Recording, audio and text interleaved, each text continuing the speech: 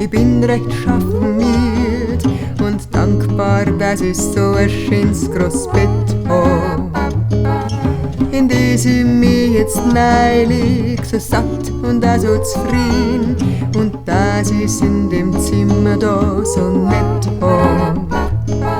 Bin dankbar für den Flieder, der heut so gut riecht, und dankbar für jedes Viecherl, das da im Garten kriecht. Ich weiß, dass jetzt die Nacht kommt und mit ihr auch die Stern, die mir im Traum noch anleuchten werden.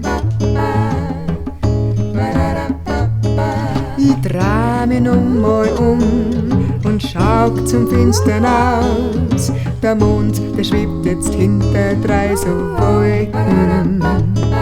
Die lachen mich so an und ziehen ganz leis vorbei.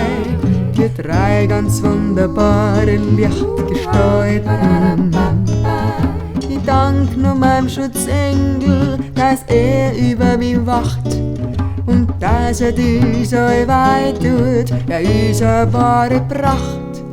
Ich weiß, dass jetzt die Nacht kommt und mit ihr auch die Sterne, die mir im Traum noch anleuchten werden.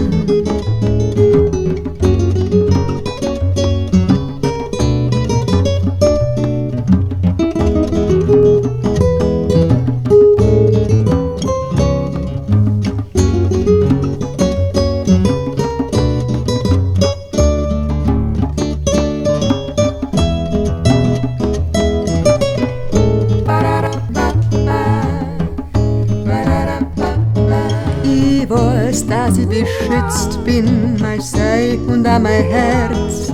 Drum danke ich unserer unendlichen Quelle. Und auch wenn die Nacht recht tief ist und manches Mal mit Schmerz, der neue Tag, der kommt auf alle Fälle.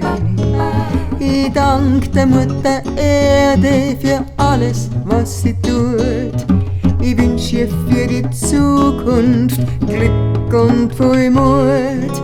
Ich weiß, dass jetzt die Nacht kommt und mit ihr auch die Sterne, die mir im Traum noch anleuchten werden, die mir im Traum noch anleuchten werden.